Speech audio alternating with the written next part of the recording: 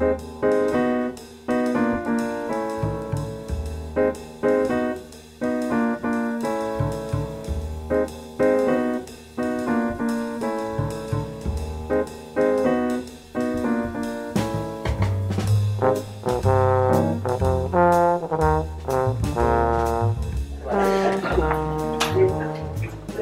pour l'invitation à venir débattre avec vous de ce sujet. Vous n'êtes pas sans savoir que l'OMS a récemment dit que pour les 10 années à venir, le péril le plus important serait la résistance aux vaccinations, et donc l'hésitation vaccinale risquait de mettre à mal un ensemble de programmes de vaccination et de lutte contre des maladies évitables par la vaccination. Alors, comment finalement on en est arrivé là? Je pense qu'il faut faire un petit retour en arrière. Comment débute l'histoire de la vaccination? Elle commence par la variolisation, qui est quelque chose un procédé par lequel volontairement on induit chez un sujet sain, à partir d'un sujet malade, quelque chose qui lui permet de se prémunir contre l'infection variolique. Ça commence, on ne sait pas très bien quand, mais en tout cas, on trouve qu'en Asie centrale, au début du deuxième millénaire, on a commencé à utiliser cette technique, et puis que cette technique a disséminé progressivement à l'est vers la Chine, vers la Turquie, l'Afrique et l'Europe. Et donc, la variolisation va être une technique qui est quand même assez spéciale. Donc, en Inde, on utilise du pus séché, le pustule de varioleux, qu'on insère sous la peau du sujet qu'on veut varioliser. En Chine, on retrouve dans le livre Princeps, le miroir de la médecine, on trouve qu'il faut prendre des pustules séchées qu'on inocule par la narine droite ou la narine gauche, suivant le sexe. On était déjà genré à l'époque. Et on part en fait, on met le porc d'un enfant malade, le vêtement d'un enfant malade à un autre enfant pour lui inoculer la variole. Alors il y a Lady Montaigu, femme d'ambassadeur en Turquie, qui découvre en Turquie cette variolisation et qui va faire varioliser ses deux enfants, son fils en Turquie et puis quand elle rentrera en Angleterre, sa fille. Et en même temps, en Amérique, on utilise, Coton Mather apprend la technique, lui, de son esclave, qui en fait est un esclave noir qui vient d'Afrique et qui apparemment lui a rapporté cette technique de variolisation. Alors l'acte vraiment de naissance de la vaccination, ce sera en 1796, et c'est Édouard Jenner en Angleterre qui va faire une première observation. Il va constater que les jeunes femmes qui traient les vaches qui sont infectées par une maladie qui touche le pied de la vache, qui ressemble à la variole, en fait, il constate que ces jeunes filles font moins souvent la variole que les autres sujets. Et donc, il va faire un premier essai clinique, qui est vraiment un essai clinique qui, je crois, ne passerait pas le cap de n'importe quel comité d'éthique à l'heure actuelle. Mais enfin, qu'est-ce qu'il fait? Il va inoculer le pus des lésions de vaccine à un jeune garçon qui s'appelle James Phipps, on va trouver son nom, et il va donc le challenger comme ça. Et puis après, il va challenger le fameux garçon avec du matériel variolé. Et il constate qu'il ne meurt pas, tant mieux. C'est un essai clinique 100% réussi, formidable. Et donc, l'intervalle de confiance, il est très bon. Et donc, voilà qu'il se met à faire la protection contre la variole est ainsi prouvée. Alors, vaccine, pourquoi vaccine? En hommage à cette chère vache qui a donné les pustules qui ont pu provoquer les premières variolisations. Alors, il faut savoir quand même que à l'époque, en Europe, on avait 400 000 décès par an par la variole, et que les effets indésirables de la variolisation, de la vaccination, c'est 1 sur 1000, et les effets très graves sont de 14 à 500 par million de doses. Et donc, il y a un célèbre mathématicien, la Condamine, qui a fait cette magnifique phrase: la nature nous décime, la vaccine nous millésime. Et donc, la question qu'on se posait, c'était de savoir est-ce que cette protection contre la variole va perdurer toute la vie ou pas. On aura la réponse plus tard. Et comme souvent en médecine, eh bien, à peu près en même temps, un autre Benjamin Gesty, qui est un fermier dans le côté de Dorset en Angleterre, fait en fait la même constatation. On a retenu essentiellement le nom de Jenner. Ce qui est intéressant, c'est que quand même, on a pris des risques extrêmement importants parce que, et donc, la gloire de la vaccination, etc., il faut quand même noter, c'est qu'on a quand même pris des risques qui étaient assez disproportionnés. Et j'en veux pour preuve que le problème qu'on avait, on se disait, mais on voudrait bien vacciner toutes les populations, mais comment faire? Le frigo n'existait pas, on ne savait pas très bien comment il fallait faire. Donc, qu'à cela ne tienne, on prend des enfants, référence des orphelins, etc., on va les nommer les enfants vaccinifères, parce que ce sont des enfants qui sont pris à bord de bateaux, et en avant, on part en expédition, et au fur et à mesure de l'expédition, on va vacciner les enfants de façon à avoir tout le temps de la vaccine à disposition. Et donc, ces enfants vaccinifères vont faire à transmission à intervalles réguliers de la vaccine. Comme quoi, quand même, on ne fait pas toujours des choses très élégamment. Enfin, bon, voilà, la valeur de la vie n'apparaît pas la même chose à cette époque.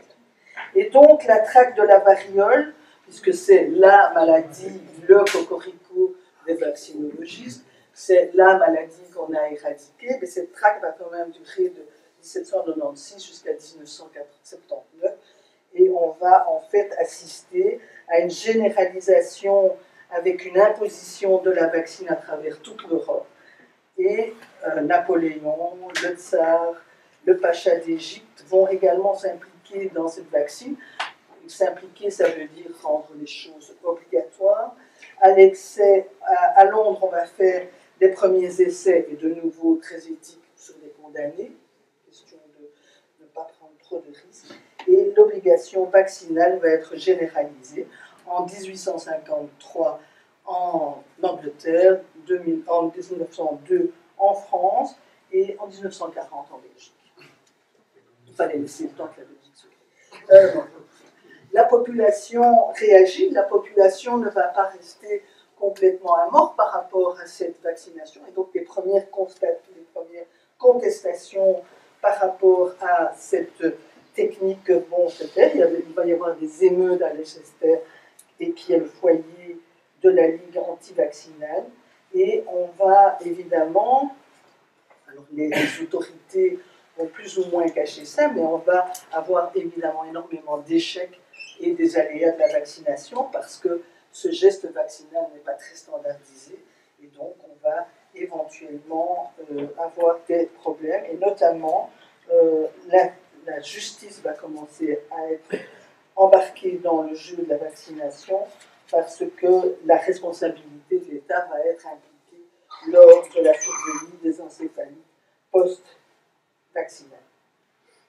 Alors, le grand père de la vaccination, en tous les cas pour les Français, Louis Pasteur, la géographie, ce monsieur, évidemment, qui établit les principes généraux de la vaccination. C'est lui qui va isoler, inactiver et puis administrer l'agent causal de la maladie pour permettre l'induction d'une immunité. L'immunité n'est pas encore dit comme immunité, enfin c'est l'immunité artificielle. Et en fait, il fait cela au moment où on n'a aucune notion de ce que c'est l'immunité, de comment le système immunitaire, même qu'il existe, etc. Et donc il va faire la première génération de vaccins et il va surtout trouver des systèmes de culture et il va travailler sur le choléra des poules, mais il va appliquer ce même principe de sa culture qui va lui servir pour la vaccination contre la rage. Et donc, le célèbre Joseph Meister est le petit garçon qui, en 1885, sur lequel c'est pas lui parce que lui est chimiste, donc il fait faire ça par un de ses assistants qui était médecin, fait 13 inoculations en 10 jours, d'une suspension d'un broyat de moelle de lapin, mort de rage et conservé depuis 15 jours. Donc, vous voyez, on est dans la cuisine vaccinologique assez importante. Et pour la petite histoire, Joseph Meister, hélas, se suicide, deviendra le concierge de l'Institut Pasteur de Paris et se suicidera au moment de la guerre. Alors, Pasteur ouvre la lignée évidemment des pastoriens et on va avoir alors les prix Nobel qui vont tomber, je dirais, pour les travaux de l'immunité, et c'est donc Mechnikov qui va travailler sur l'immunité cellulaire, donc il va surtout décrire tout ce qui est la phagocytose qui permet de phagocyter les éléments étrangers, avec Paul Ehrlich qui lui va développer toute la théorie des récepteurs et donc développer tout le concept d'immunité passive et immunité active. L'immunité passive étant celle que tout le monde a piétinée, et l'immunité active, c'est celle qui se développe suite à un contact avec un pathogène. Ils auront tous les deux en 1908 le prix de physiologie ou de médecine, le prix Nobel, et Jules Bordet, qui lui va surtout développer l'immunité humorale et qui va mettre en évidence l'immunité humorale, aura lui son prix Nobel de physiologie ou de médecine en 1919. Et pour ceux que ça intéresse, je les invite à aller voir l'exposition de Jules Bordet à la salle Allende sur le campus de l'ULB, qui retrace toute la vie et des travaux et les implications de l'implication de Jules Bordet. C'est quand même un de nos prix Nobel à l'ULB qu'on peut célébrer, dont on célèbre le 100.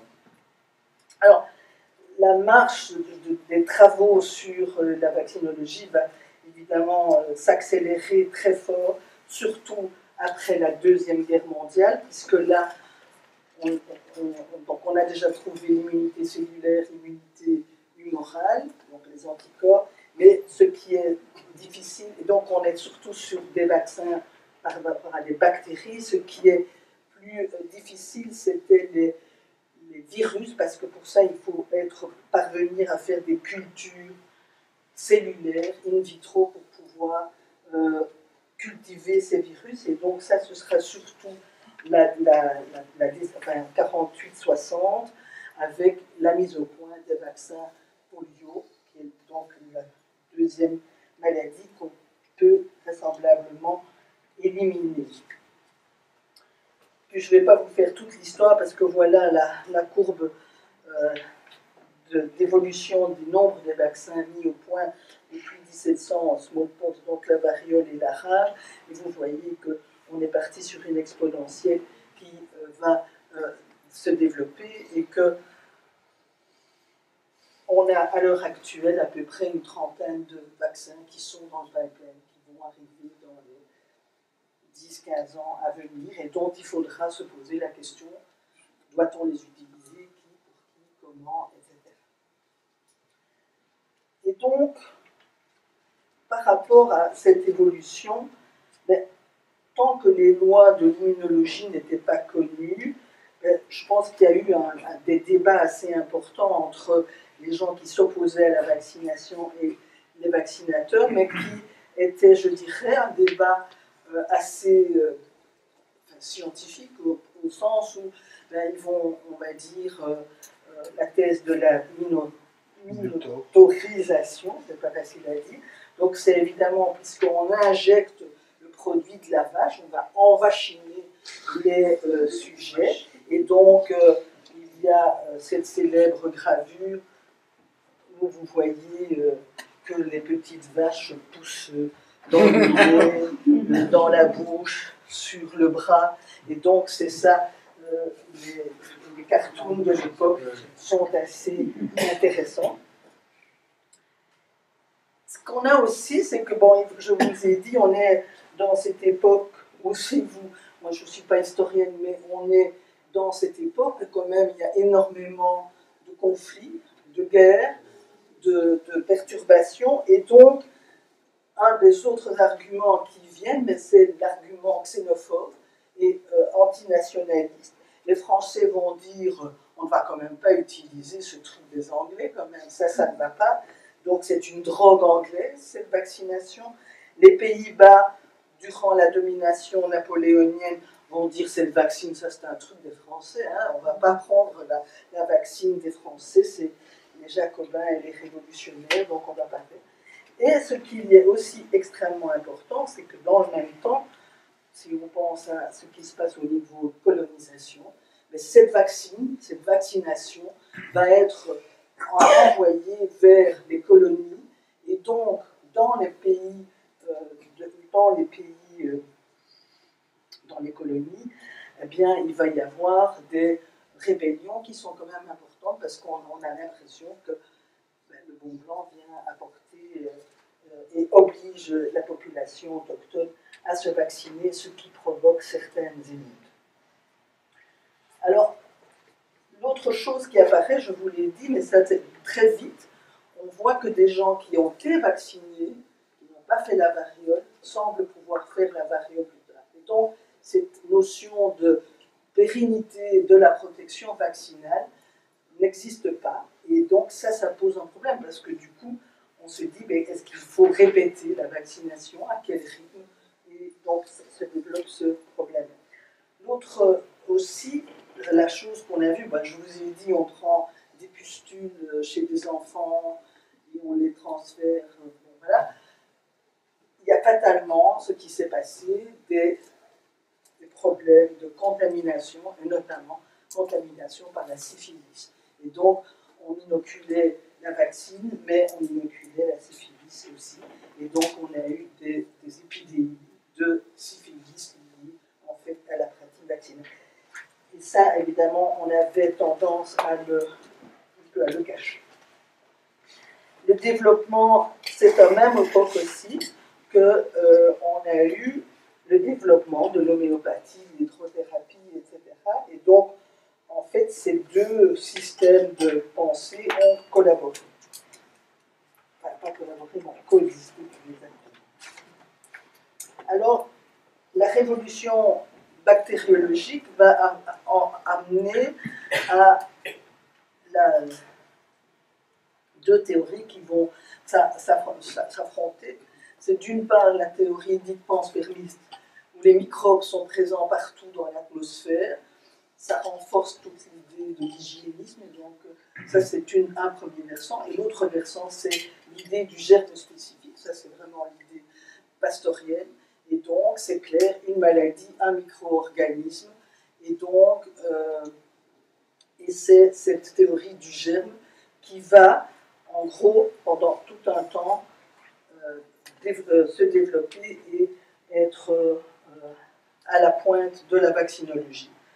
On y est peut-être un peu moins maintenant, mais bon. Voilà.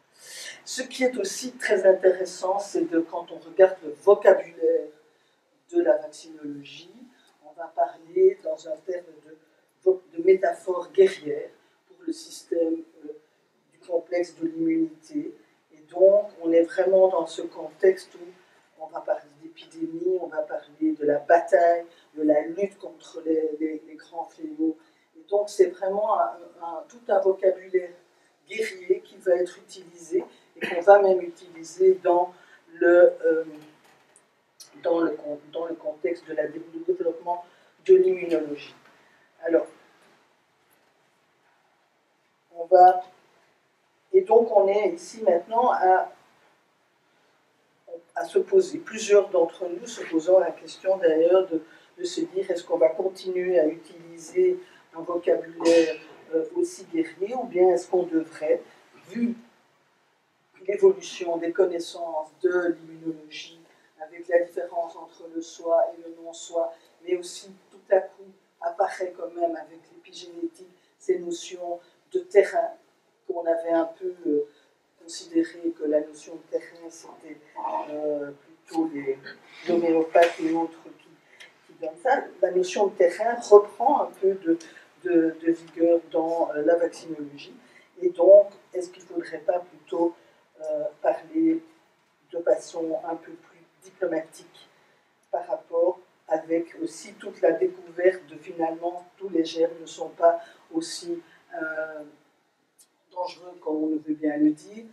Le cerveau, notre intestin et ce cerveau, les microbiotes et tout ça, toute cette notion-là se développe et donc on a quand même au moins acquis plus ou moins l'idée que il ne suffisait pas d'ouvrir un livre de pathologie infectieuse et de se dire on va faire tous les vaccins successivement avec tous les germes pour lesquels on peut développer un vaccin. Néanmoins, on a alors cette notion à l'heure actuelle que, alors qu'on a un outil qui est performant, qui a montré son efficacité, qui commence à montrer aussi ses limites, mais qui nous dit tout à coup, on a l'impression qu'il y a un rejet de la vaccination par la population. Et plutôt que de dire qu'il y a un rejet de toute la population sur toute la vaccination, on a maintenant beaucoup plus l'idée que cette hésitation vaccinale est plus comme un continuum et que si on prend la population, bien la grande majorité de la population encore va accepter les vaccinations, avec certains qui vont quand même vont l'accepter, mais ils veulent des explications.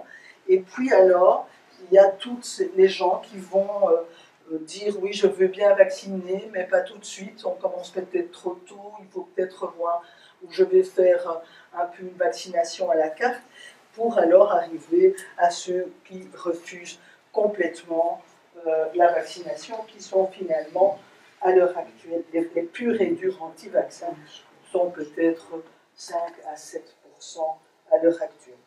En Belgique. En Belgique. Alors, en Belgique, et enfin en gros, ça dépend un peu des pays, mais normalement c'est plus ou moins ça. Alors, l'anti-vax et fondamentalisme religieux, il y en a beaucoup. Ben, c'est clair que la maladie a été souvent vécue comme un châtiment divin, et donc c'était un peu illégitime les pratiques qui essayaient de se protéger de ces maladies. Néanmoins, je pense qu'à l'heure actuelle, il n'y a que des minorités sectaires qui refusent pour des questions de religion totalement ou partiellement les vaccinations, et souvent ces refus ne sont pas vraiment d'ordre théologique, mais plutôt cher un rejet moral ou bien l'affirmation de la liberté individuelle qui est trop important. Et donc, on a ça. Si on regarde par exemple l'islam, alors on sait à l'heure actuelle que les pays où il y a encore de la polio, c'est l'Afghanistan, le Pakistan et le Nigeria, 3 pays essentiellement où l'islam est dominant.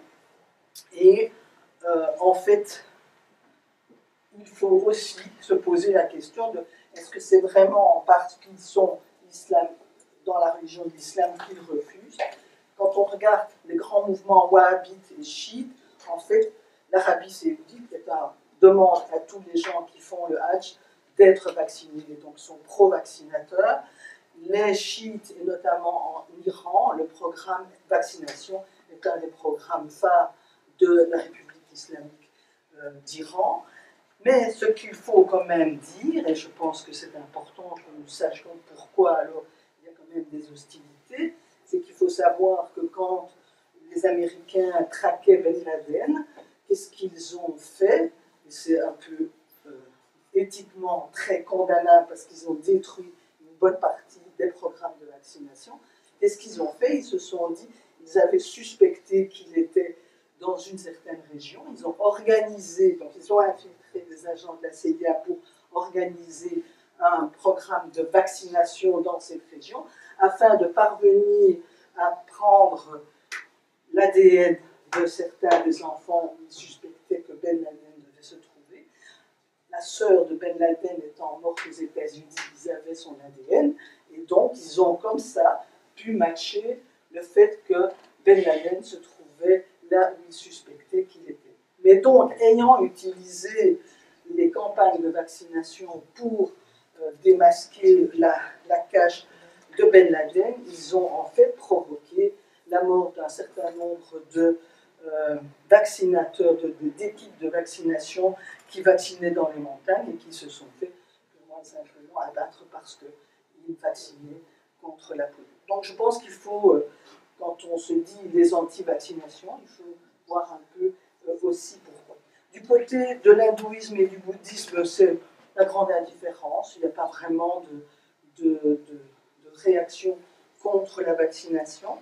Chez les juifs ultra-orthodoxes, en fait, on pense qu'il y a une certaine secte ultra-orthodoxe qui vont être hostiles et sont hostiles à la vaccination.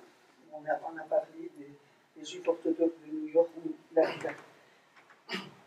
l'épidémie de rougeole a pris. Il faut savoir aussi que c'est pas tellement, ou bien parce qu'ils suivent des recommandations d'un rabbin, ou bien parce qu'ils ont des problèmes organisationnels, étant donné le nombre d'enfants qu'ils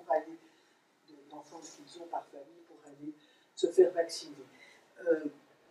Il y a eu une épidémie de rougeole à Anvers dans la communauté juive orthodoxe, et quand nos amis néerlandophones ont fait leur analyse pour essayer de comprendre pourquoi on avait une épidémie dans une école de juifs orthodoxes, ils se sont rendus compte que ça n'avait rien à voir avec le fait qu'ils étaient juifs orthodoxes, mais toutes ces familles nombreuses fréquentaient exactement le même médecin qui, lui, n'était pas favorable à la vaccination, et donc ils ont pu montrer que ce n'était pas pour des raisons religieuses que ces juifs n'étaient pas vaccinés, mais plutôt parce qu'ils faisaient référence à un médecin qui ne pensait pas les vacciner. Chez les chrétiens, on n'a pas d'objection majeure.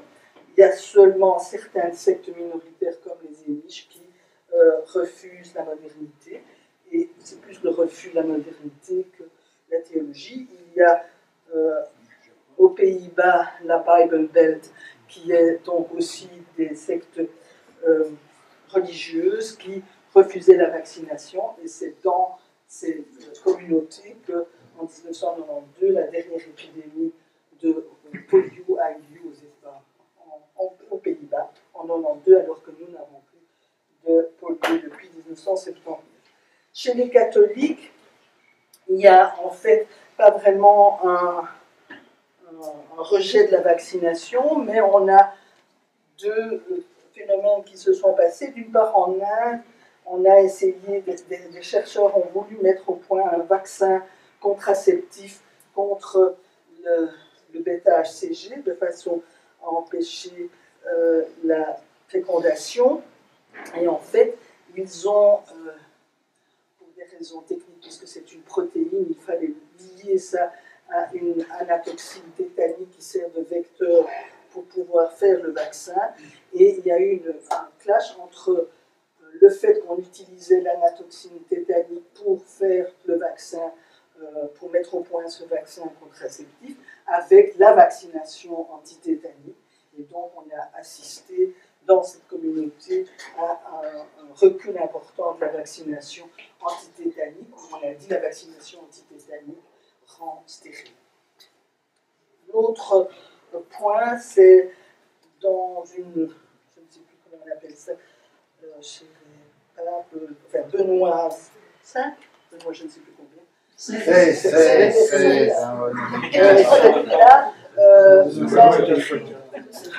Il a écrit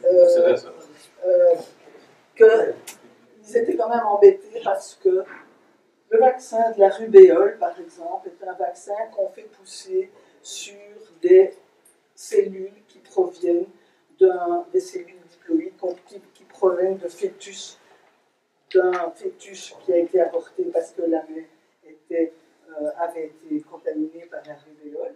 Et donc, c'est un peu embêtant pour eux, mais Alors je pense qu'ils ont fait appel à Thomas d'Aquin en disant, ben, d'un côté on protège vraiment l'enfant par la vaccination rubéole et du fait que la mère ne va pas contaminer son fœtus, et donc c'est un moindre mal par rapport à faire pousser ce vaccin sur les cellules diploïdes humaines.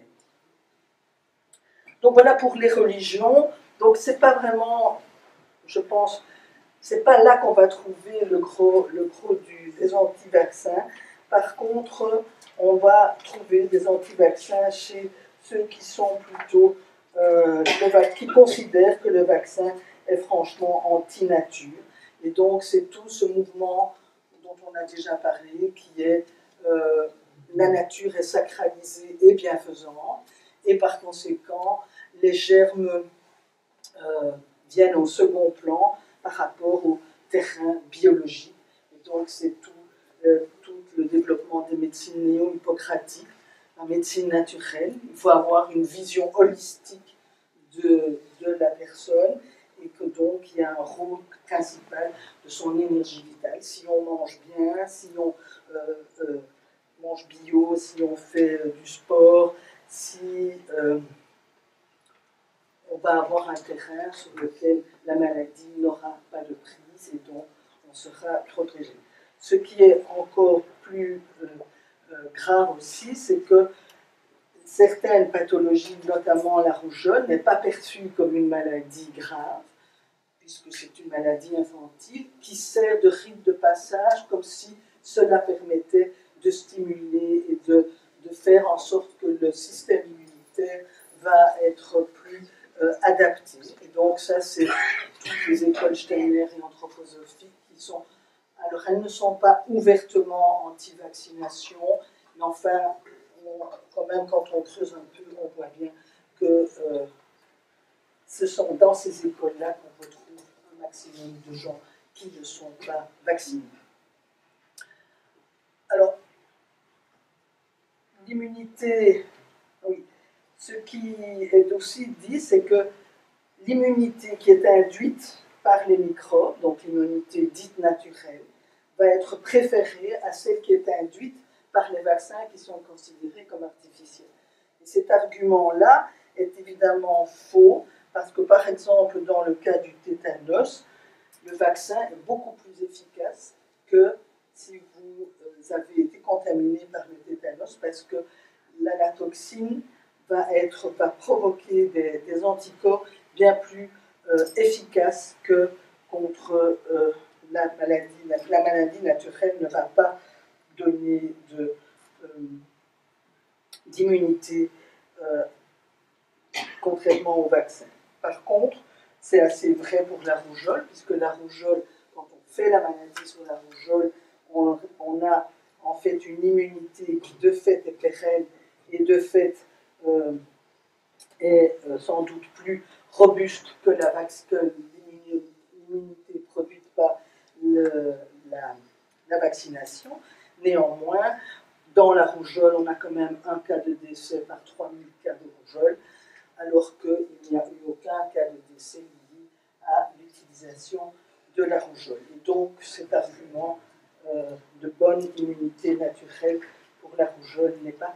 Et ce qu'il faut aussi savoir, c'est que quand on fait une rougeole, pendant plusieurs mois, le système immunitaire va être comme sidéré, et donc on risque de faire d'autres infections parce que le système immunitaire a été sidéré par le fait d'avoir été pratiqué par le virus de la variole. Ce qui est... alors il faut là aussi dire que quand on fait science, c'est difficile parfois. Pourquoi? Parce que quand on veut... Ce que nous demandent les anti-vaccins, c'est donnez-nous la preuve de l'efficacité, de l'innocuité et de l'utilité de la vaccination, puisque au fur et à mesure que la maladie disparaît, ce qui reste, ça va être éventuellement les effets indésirables liés au vaccin, qui sont sans aucune proportion avec les effets secondaires de la maladie, et que donc le point de vue dans lequel se posent les anti-vaccins, mais même tous les sujets qui posent des questions sur la vaccination, c'est de se dire quelle est ma vraie balance risque-efficacité d'un point de vue individuel? Quel est le risque, quel est l'avantage que moi j'ai à me vacciner par rapport à la vaccination, certaines vaccinations? Et donc, la seule réponse qu'on peut leur donner, c'est une statistique populationnelle. Parce que, et donc, ça, c'est un langage qui est extrêmement compliqué à faire passer. Et que ce qu'il faut savoir aussi, c'est que pour vraiment répondre à l'efficacité d'un vaccin, il faudrait pouvoir faire des études randomisées contrôlées, et que cela n'est pas toujours possible pour un vaccin. Éthiquement, à l'heure actuelle, si vous mettez au point, on a bien vu ça avec le vaccin coquelucheux, quand on a mis au point le nouveau vaccin coquelucheux, qui est un vaccin acellulaire, c'est évident qu'on ne pouvait pas trouver de contrôle dans une population non vaccinée, puisque la vaccination coquelucheuse était déjà là depuis longtemps. Donc on a des problèmes de, je dirais, méthodologiques à pouvoir toujours répondre totalement à ces questions. Le gros point, c'est cette association temporelle entre la vaccination et l'apparition d'une maladie et la causalité. Et chez les gens, chez la plupart des gens, et je pense qu'on a bien montré ça ce matin, c'est qu'il est clair que si je me fais vacciner aujourd'hui et qu'après-demain j'ai une sclérose en plaques, je vais dire c'est la vaccination qui a provoqué ma sclérose en plaques, parce qu'il y a concordance entre le temps où je me fais vacciner et l'apparition de cette maladie, même si cela n'a rien à voir. Lancer l'information de dire il y a association entre vaccin hépatite B et sclérose en plaques, ça a pris exactement 8 jours pour les gens de diffuser cette information, ce qui a fait arrêter les campagnes de vaccination en France. Il a fallu aux épidémiologistes à peu près 5 ans pour avoir les études suffisamment solides que pour montrer que là, ce n'était pas vrai, que c'était une association temporelle, mais qu'il n'y avait pas de causalité. Donc ça, c'est le gros problème pour répondre. On peut lancer une fake news en vaccination.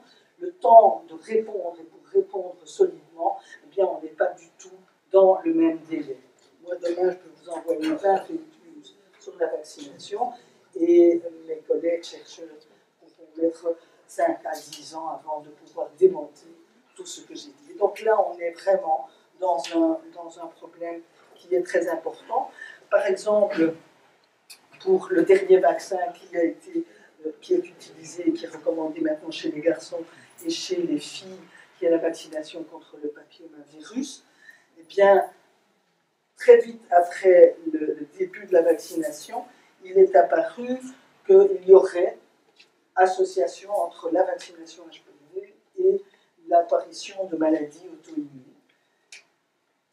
Heureusement, des chercheurs, notamment Claire Anne Sigrist, une chercheuse de la faculté de Genève, avait eu la prémonition de se dire, puisqu'on va vacciner dans une population, les adolescents, où en fait on ne vaccinait jusqu'à présent pas, essayons de savoir quel est le background des épisodes en maladie auto-immune dans cette population. Donc ils ont fait une étude avant que le vaccin ne rentre, ils ont essayé de documenter combien de cas de maladies auto-immunes ils avaient pendant une année qui étaient diagnostiqués. Et donc ce qui leur a permis, au moment où la vaccination a été mise en place, c'est de dire, par rapport aux attendus, ce qu'on observe après la vaccination reste tout à fait dans le même ordre de grandeur. Et donc, on ne peut pas dire que c'est la vaccination HPV qui provoque les maladies auto-immunes.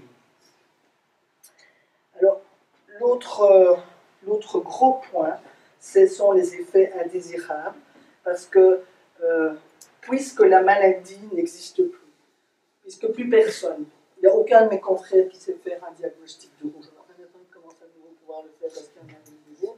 Mais le diagnostic de rougeole, ben, moi j'ai encore connu Saint-Pierre, où il y avait des salles des infectieux, où on avait la salle des rougeoleux, la salle des varicelles, etc.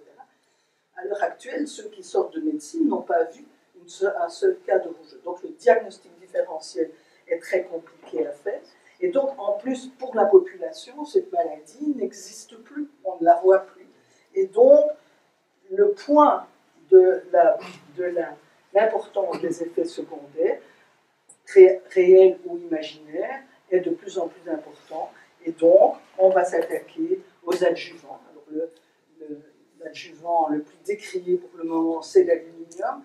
Aluminium qui est utilisé depuis plus de 70 ans dans tous les vaccins comme adjuvant. Et maintenant, on dit que ces vaccins provoquent des microfacilites, un macrophage, qui est une spécialité française, parce qu'il y a que là qu'on trouve.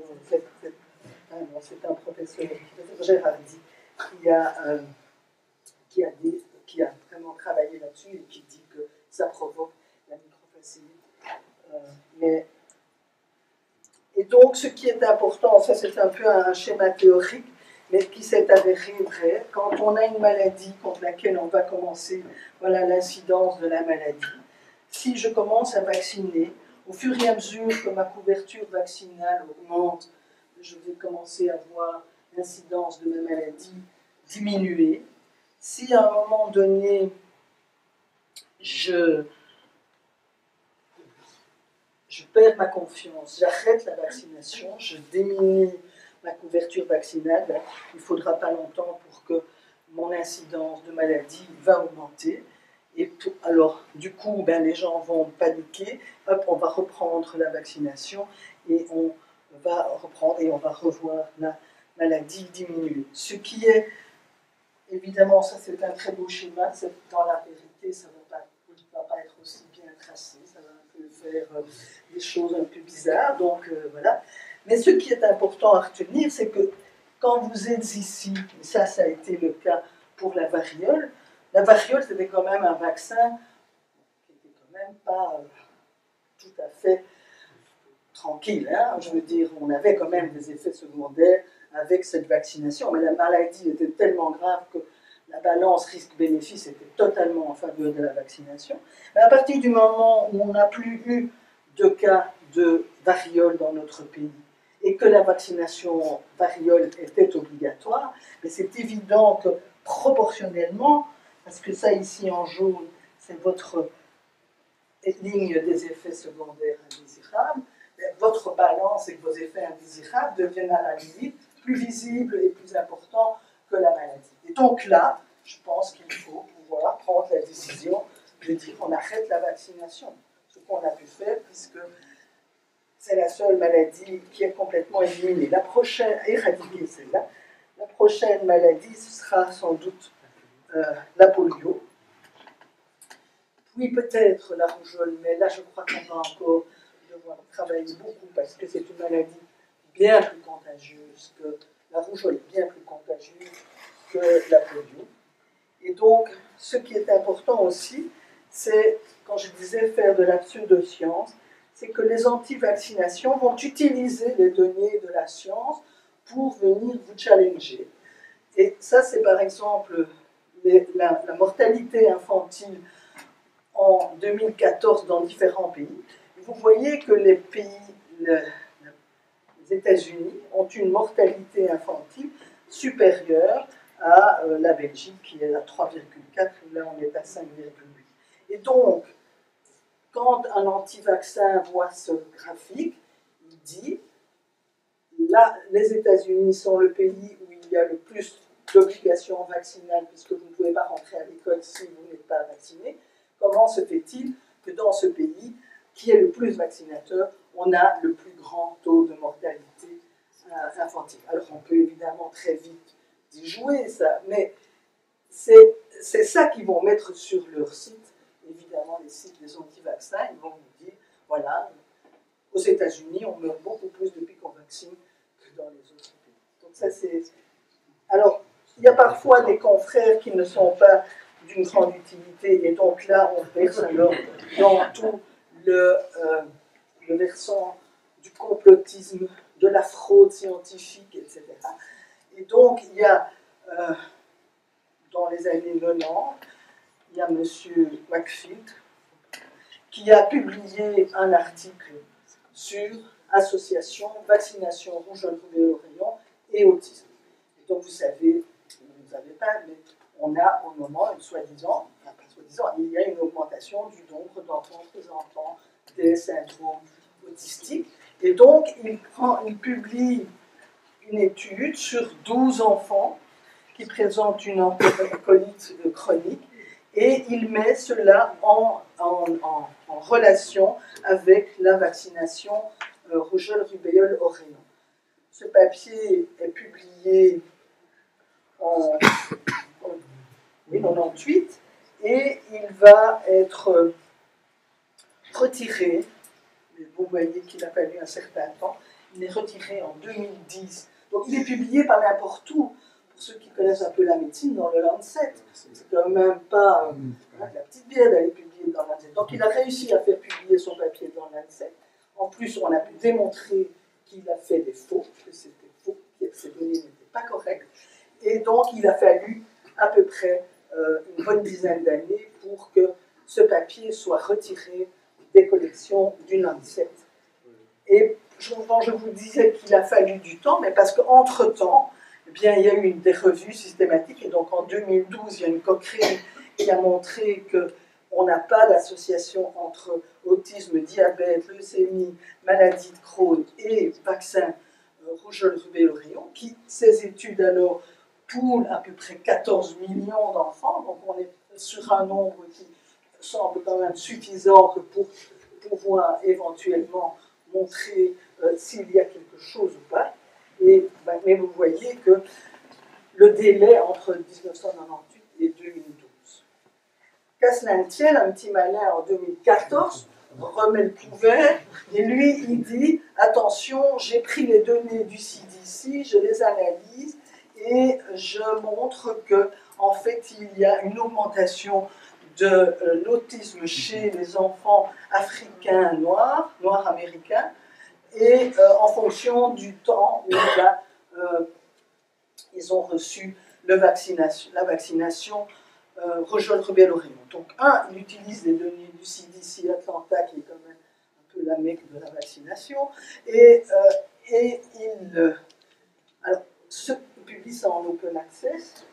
Il vous reste quelques minutes en Et heureusement, il n'a pas fallu aussi longtemps, mais dans le courant de la même année, le papier est retiré de l'open access en disant que ces données ne sont pas correctement analysées et que c'est. Et donc vous voyez qu'il n'y a pas que les anti-vaccins. Au sein même de la profession, il y a un certain nombre de médecins eux-mêmes ou de chercheurs qui essayent de. Alors, c'est logique qu'on essaye de publier quand on voit quelque chose. Alors, ça va passer au travers des discussions. Mais le problème à l'heure actuelle, c'est que tous les journaux en open access sont repris automatiquement dans les sites Internet et que donc, quelque chose qui est publié, vous publiez une étude de cas sur 9 cas, ben c'est publié et c'est à juste titre, ça peut être publié. Si vous avez fait une bonne étude, il n'y a pas de raison qu'on ne la publie pas. Mais du coup, ça devient une vérité universelle au travers des sites Internet. Et donc, on a alors la pullulation de sites ou de données qui montrent que on est dans une phase, une grande désillusion par rapport à la vaccination. Quand je vous disais qu'on disait que les vaccinologues sont peut-être parfois un peu trop aussi revendicatifs, ben, Plotkin, qui est c'est lui qui a mis au point le vaccin contre la rubéole, il a écrit dans son dernier opus, qui est une Bible, à l'exception de l'eau potable, il n'y a rien d'autre, même pas les antibiotiques, qui ait eu un effet si important sur la réduction de la mortalité. Ce qui est vrai, puisque nous avons gagné plus de 25 ans entre le début de la vaccination et maintenant, mais je pense que à l'heure actuelle, si on est trop sûr en disant que c'est toute la vaccination qui a fait, eh bien, on va avoir des retours de bâton. Et pourquoi? Parce que je pense qu'on est tout le temps dans ce dilemme avec la vaccination entre protection individuelle et qu'est-ce que je peux faire pour l'individu, et la santé collective. Donc on est là à la jonction de ce problème de l'action sur la santé collective.